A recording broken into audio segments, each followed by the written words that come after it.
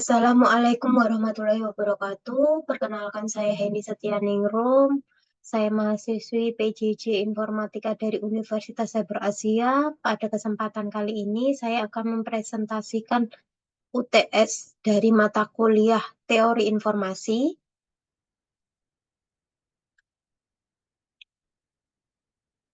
Pada UTS kali ini saya akan mereview 3 jurnal ilmiah. Yang pertama, eh, sebelumnya saya mengambil tema berupa entropi dan mutual information.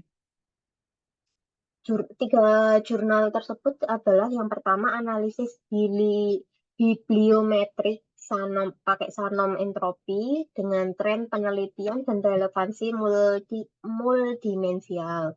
Kedua, the use of mutual information and entropy as equation function to use in active learning. Ketiga, entropic uncertainty relation and mutual information correlation sum into level superposition state of couple oscillator. Baik, untuk jurnal yang pertama, yaitu analisis bibliometrik Sanem entropi, tren penelitian dan relevansi multidimensial. Jurnal ini ditulis oleh Adi Supriyatna. Kemudian publikasinya saya ambil dari jurnal Infortek, volume ke-6 nomor 2 pada Desember 2024. Nomor ISN-nya 2715860. Dengan metode yang digunakan pada jurnal penelitian ini adalah analisis bibliometrik Sanom entropi. Yang menjadi latar belakang dari jurnal ini yaitu penerapan Sanom entropi di berbagai bidang akibat dari perkembangan teknologi yang membuat ledakan volume data. Data yang dipakai pada jurnal ini berupa database dari Scopus dengan kata kunci berupa Sanem entropi dan information theory yang diambil pada 3 Oktober 2024 dengan jumlah dokumen yang diperoleh yaitu 1.347 artikel. Metode yang digunakan yaitu metode analisis bibliometrik yang berguna menilai secara kuantitatif artikel ilmiah yang sudah diupload di Scopus oleh para peneliti terdahulu. Proses data bibliometriknya yaitu pertama, pengumpulan data, pemilihan basis data pada artikel di Scopus ini menggunakan kata kunci yaitu Sanem entropi dan information theory. Kedua, batasan penyaringan. Yang pertama, penyaringan dibuat dari rentang publikasi pada 2018 sampai 2023. Kemudian jenis publikasinya berupa jurnal dan post-proceeding. Ketiga, kata kuncinya yaitu information theory, Sanem entropi, dan Sanem entropi. Sanem entropi. Keempat, visualisasi dan analisis bibliometrik. Yang pertama, perkembangan publikasi terkait Sanem entropi dan teori information. Visualisasinya ada perkembangan publikasi terkait Sanem entropi dan teori information. Kedua, hubungan penulis, negara asal penulis, dan kata kunci. Ketiga, tren topik penelitian. Keempat, peta negara kolaborasi antar penulis. Dan kelima, sumber jurnal yang dijadikan referensi oleh artikel-artikel yang sudah diupload di Scopus tadi. Kesimpulan dari jurnal yang sudah saya ambil ini, yang pertama, hasil analisis bibliometrik memberikan gambaran komprehensif mengenai perkembangan tren dan kontribusi utama di bidang Sanem entropi dan information theory. Kedua, publikasi terkait Sanem entropi ini fluktuasi. Jadi, antara tahun 2018 sampai 2003, Dengan puncak tertinggi banyaknya artikel terkait Shannon entropi ini pada tahun 2020. Kemudian ketiga, kolaborasi penelitian didominasi oleh negara India dan Brazil dengan menyumbang artikel maksudnya single di sini. Jadi satu penulis berasal dari satu negara, bukan kolaborasi antar negara. Itu utamanya ada 3 negara, yaitu Amerika Serikat, Pakistan, dan Cina. Untuk tren topik Shannon entropi dan information theory ini memberikan peningkatan subtonik berupa artificial intelligence dan statistik. Lanjutan dari kesimpulan yaitu keseluruhan analisis ini bahwa Shannon entropi tidak hanya menjadi dasar utama information theory, tetapi memiliki peran penting untuk perkembangan bidang ilmu yang lebih luas, sehingga memberikan potensi untuk terus berkontribusi pada penelitian lintas disiplin.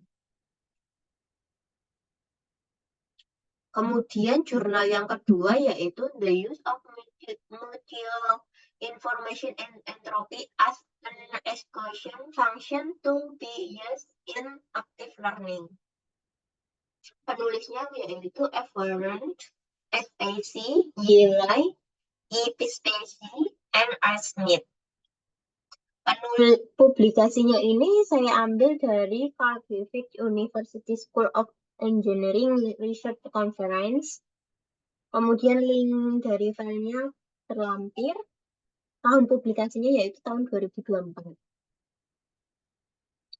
Yang melatar belakangnya ada 3, yaitu yang pertama, bidang medis khususnya segmentasi sentra medis sangat membutuhkan analisis tentang gambar medis.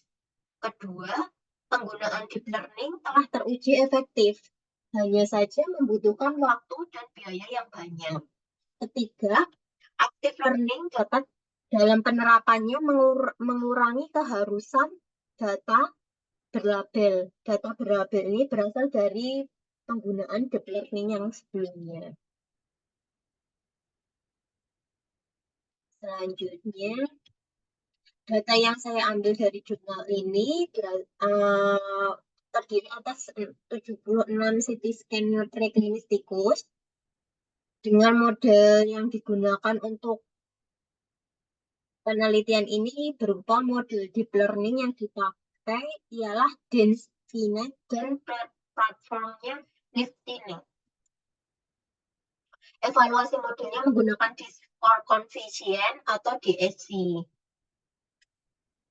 Label datanya berupa label data di sini yaitu yang dari 76 CT scan tadi, labelnya terdiri dari background, skeleton, liver, kidney, left tumor, and right tumor.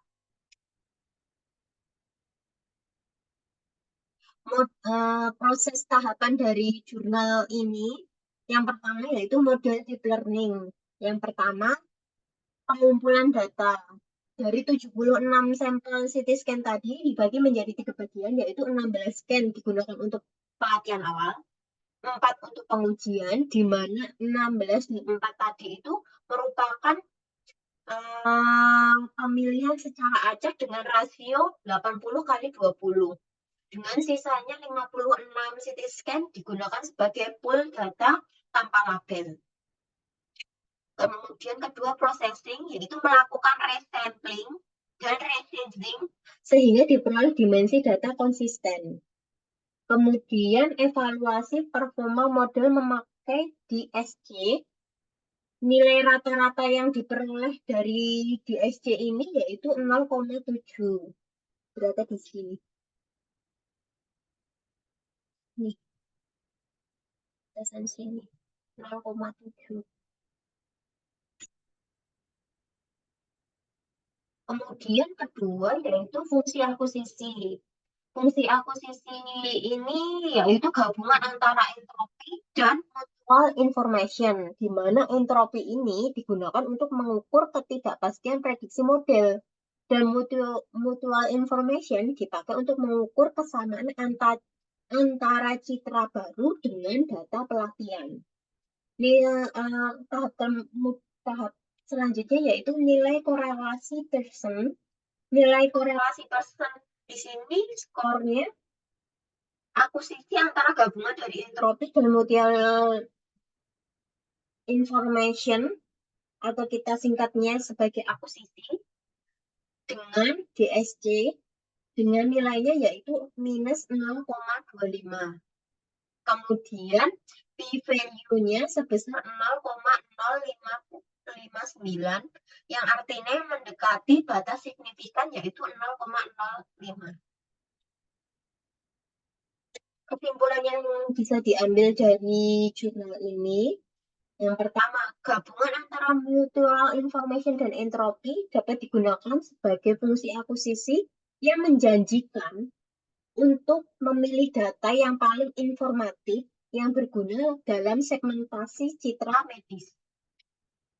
Fungsi akuisisi ini harus selalu diuji dan disempurnakan sehingga di kemudian hari akan berpotensi untuk mengurangi kebutuhan data berlabel sehingga penggunaan deep learning itu menjadi lebih cepat dan lebih murah. Kemudian jurnal yang ketiga yaitu Entropic Uncertainty, Relation and Mutual Information, Correlation Sum in Two-Level Superposition, State of Couple Oscillator. Penulisnya yaitu Paul C. Salazar, Humberto G. Laguna, Angel Garcia Chung, sama Robin P. Sagar. Publikasinya dari GMAX James Stock 2024 halaman 68. Link filenya terlampir dan juga nomor ISN-nya yaitu 259403117.